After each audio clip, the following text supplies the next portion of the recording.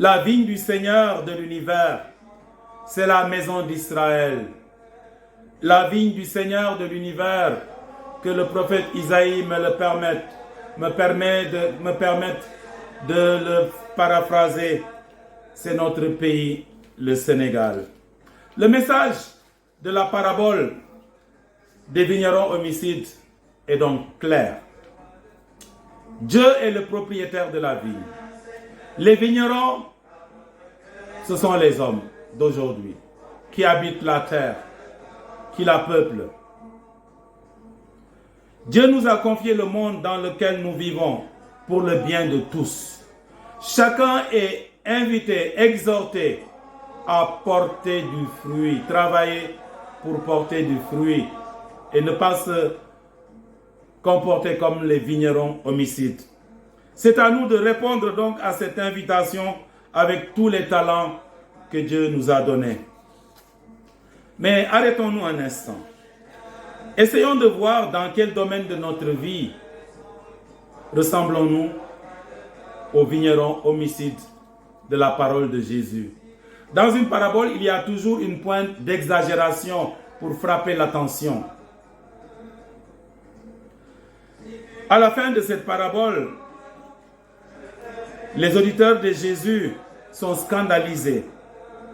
Et tous sont pour le maître de la vigne parce que les vignerons se sont montrés indignes. Ils n'ont pas mérité la confiance. Le maître attendait chaque fois qu'il lui livre les fruits espérés. Ils ont massacré tout ce qu'il a envoyé dans sa vigne et même en dernier lieu son fils. Ils ont massacré Jésus-Christ. Arrêtons-nous un instant. Dans quel domaine de notre vie ressemblons-nous aux vignerons homicides? Tout d'abord, vignerons homicides, dans nos rapports sociaux. Comme je disais tout à l'heure, on te prête un champ, on te prête de l'argent, on te prête un bien, une maison. Quelques années après, tu veux t'approprier le champ, ce champ-là qu'on t'a prêté. Tu veux t'approprier cette maison qu'on t'avait prêtée. Tu veux t'approprier cet argent qu'on t'avait prêté. Pourquoi cette mentalité de propriétaire? Et souvent, ceux qui vous ont prêté un champ ou un bien se retrouvent menacés. C'est le comble. Des tas d'histoires de ce genre qui empoisonnent et polluent les relations familiales, les relations entre voisins, entre parents, entre amis.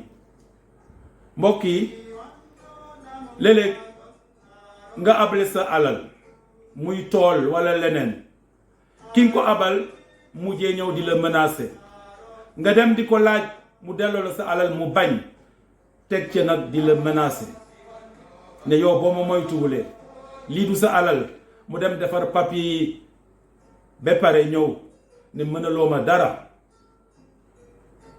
ñu bari mën nañu fent woy ci histoire yu ni mel. Vigneron homicide, béykat yu bon. Vigneron homicide, ceux et celles qui cherchent à faire du mal à leurs frères et sœurs.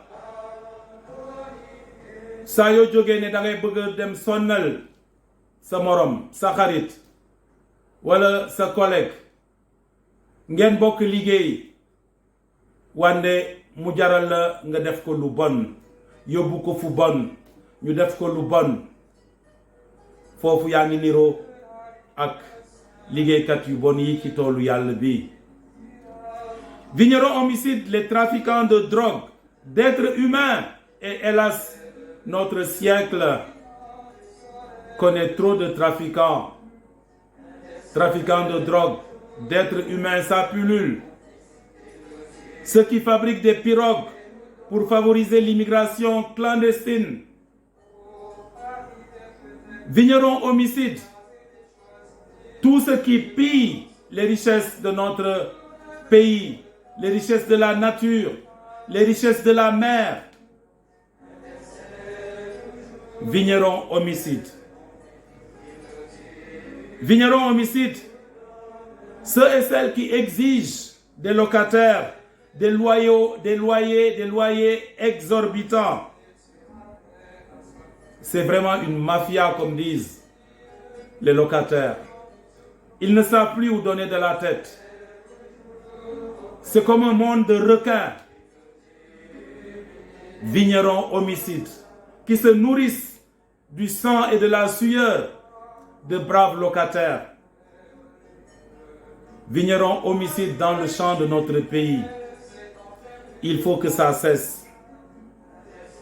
Oui, vignerons homicides, ceux et celles qui profitent des richesses naturelles de notre pays au détriment de la majorité.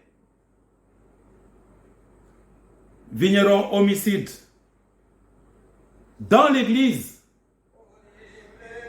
Certains religieux, religieuses, prêtres ont eu des comportements de vignerons homicides dans le champ de l'Église.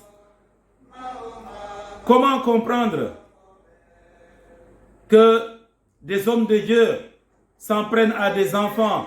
La pédophilie, il faut le souligner aussi. C'est inadmissible, c'est un crime. Des comportements de vignerons homicides dans l'Église. Quand on se comporte ainsi devant des tout-petits, c'est inadmissible.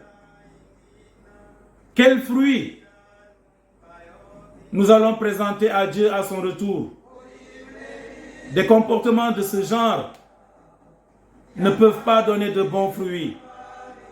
Frères et sœurs, oui, vignerons homicides aussi dans l'Église, il faut le souligner. Il y a eu des comportements de ce genre. Voici l'héritier. Allons, tuons-le et nous prendrons en charge et nous prendrons l'héritage, la vigne. Vignerons homicides quand nous nous approprions les biens de l'Église. Frères et sœurs, nous sommes vivement interpellés.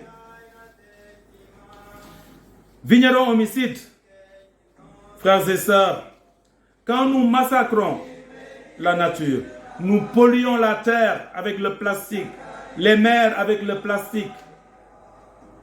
Quand nous braconnons dans nos forêts réservées, quand nous tuons des animaux, des espèces rares, pour leur peau, pour leur ivoire, comportement des vignerons homicides, quand nous coupons le bois, quand nous participons à la désertification au lieu de reboiser, que chacun s'examine. Chaque fois que nous coupons volontairement un arbre, par simple plaisir ou par simple profit, pour les vendre du bon bois, alors que nous n'avons pas le droit ni l'autorisation, nous nous comportons comme des vignerons homicides. Et c'est ce que le pape François nous rappelle dans son encyclique Laudato Si. Nous avons à respecter la nature.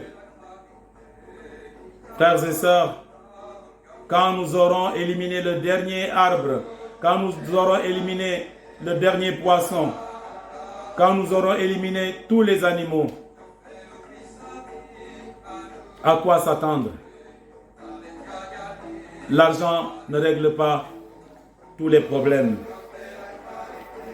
Et j'en viens, frères et sœurs, aux vignerons homicides dans la vie politique. Le Sénégal, en nous basant sur